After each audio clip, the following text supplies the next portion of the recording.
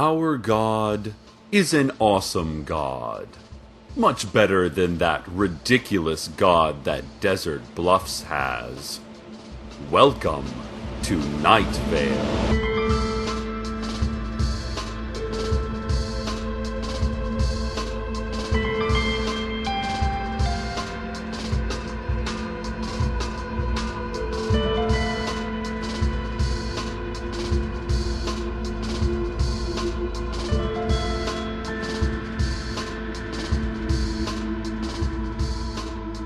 There is, listeners, a blinking light up on the mountain. It is red. Blinking lights are always red. It is nestled among the crags and nooks of the precipitous slope. We can all see it. No use denying it. The city council tried. Nope, they said. Blinking light? Let me think. Blinking light. No, sorry, it doesn't ring any bells. But then a bell started ringing, a signal from the watchman who lives in Night Vale's invisible clock tower, letting us know that he had seen something. And we all saw it too. It was a blinking light up on the mountain. "Ah, well," said the council, crawling backwards through a window into town hall, one by one. "Ah, well, it was worth a shot." What does this light mean? Who will dare investigate it? Will it spell our doom? Dear listeners, who knows? No one. And probably more later. For now, just this. Just a blinking light. Red. Up on the mountain. Harrison Kipp, adjunct professor of archaeology at Night Vale Community College, announced an upcoming 3-part series on Night Vale Community Television, defending his fringe views that the pyramids and other ancient structures were constructed by human beings rather than benevolent ancient aliens.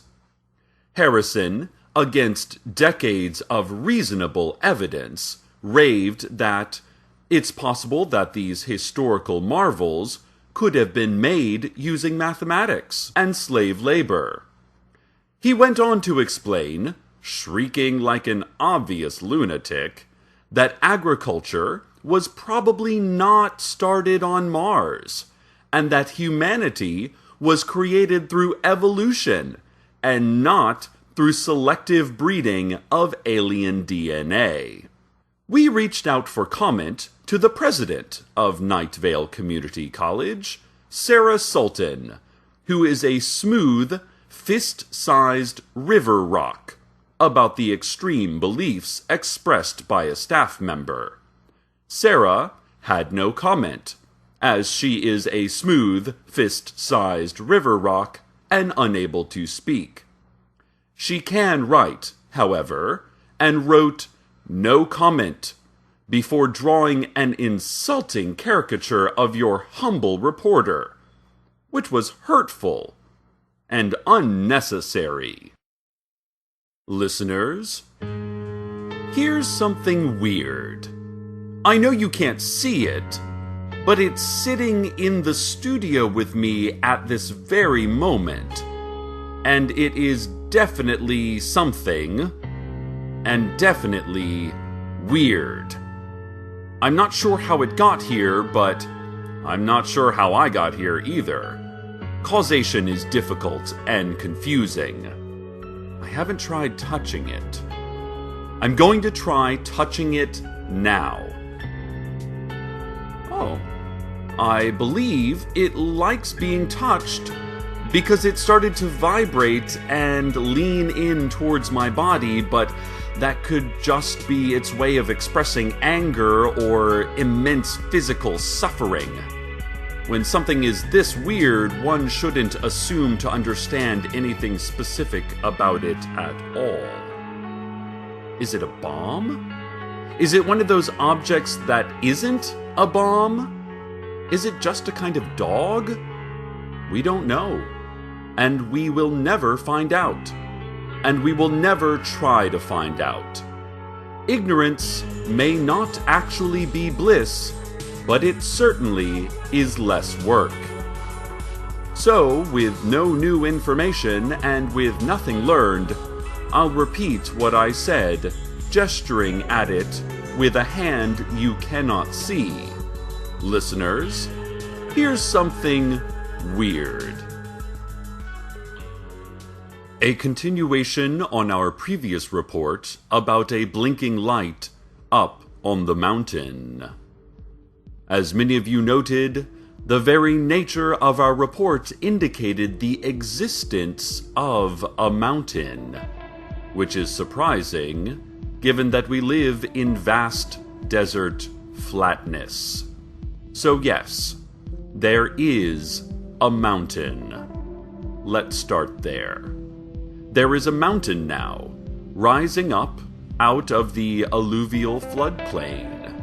It is made of rock and height and awe.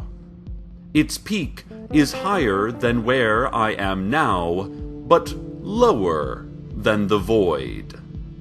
Larry Leroy, out on the edge of town, said that it was definitely a mountain, saying, "That's a mountain if ever I seen one. I haven't, though, seen one. I think that's what they're like. Mountains are like that, right?" Madeline LaFleur, head of the Night Vale Tourism Board, said, "Oh great, now we're going to have to reprint all these brochures," before taking more sips of her coffee than she needed to in a given span of time, because the frequency of sips was under her control, and her own life was not. John Peters, you know, the farmer? We haven't heard from him in a while.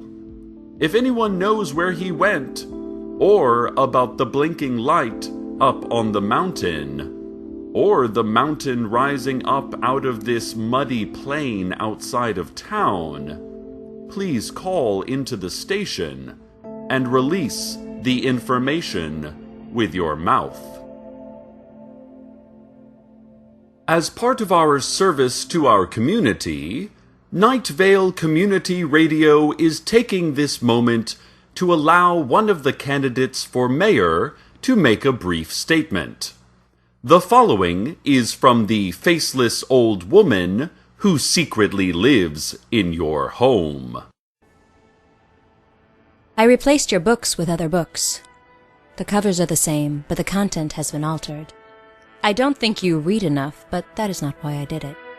I changed every single word of some of the books. In others, only a single comma on a single page. This is a metaphor, but I'm not sure what it represents. That is also a metaphor. We all are. Our political system has become too complicated. I am not complicated. I'm just a gentle old lady who lives in your home. I'm touching your hand right now. No, not that one.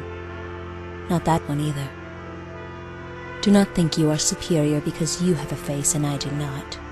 All of your books are now different books and you did not notice. So who is a lost child in the dark howling woods of this fable? Anyway, I hope you'll vote for me. One of the books is now my life story if you'd like to know more about my background. No, not that one. Not that one either. You'll know it because my life story is just like yours, starting with calamity and shouting and ending with an empty room and a to-do list. Also, Hiram McDaniels has been exchanging emails with corn lobbyists, looking to elbow in on our local imaginary corn market. Hiram, bad for our community, bad for our interests, literally a five-headed dragon. Vote for the candidate you can trust. Vote for the faceless old woman who secretly lives in your home. And now a word from our sponsor.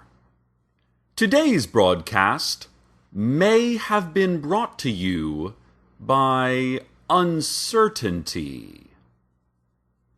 And now back to our regular programming. Aha! We have some sharp listeners.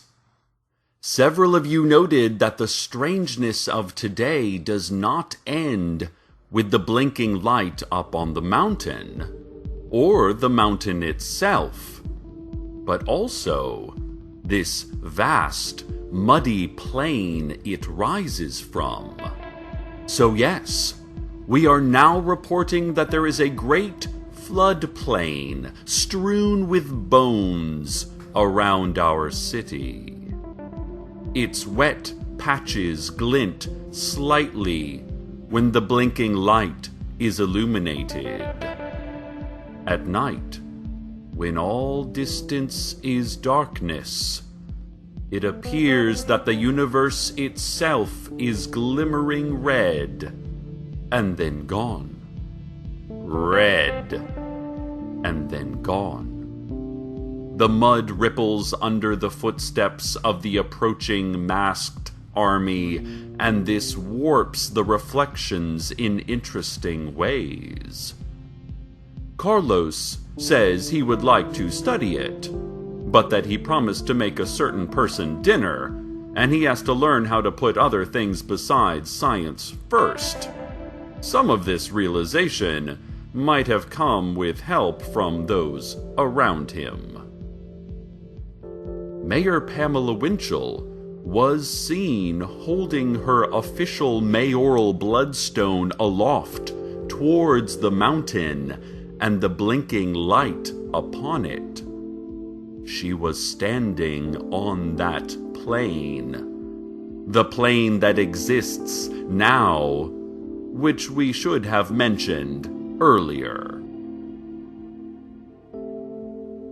In other news, a man in a tan jacket carrying a deerskin suitcase was seen outside of one of the currently closed subway entrances, passing out flyers explaining the benefits of a mass transit system and encouraging citizens to push for the reopening of the subway as soon as possible. Transit is the opposite of traffic, the flyer reportedly said, and subway more like wowza. Some citizens reported that the flyer went on to say, "Transverse the navel of the world, that secret, buried point. It is my home. Help me get home. It is already too late to be early, but not too late to be on time." Here at the station, we can't confirm any of this, as those holding the flyer soon found that it had vanished from their hands, that they could barely remember their interaction with the man, and that, looking back, all they saw was a haze of dust and heat, distant and indecipherable, like a country they'd never lived to visit, like the landscape of a fading dream, like fiction, like fiction. All right, we're really gonna get it right this time. We have been focusing too narrowly, and we realize that. As many of you pointed out, we should have spent less time on the blinking light and more time expanding on the bit about the approaching masked army. So, there is now a great masked army coming towards us across the bone-covered plain. We have no specific information about them, other than that they look small when far away, and then appear to grow as they come closer, which they are coming closer. They also might actually be growing.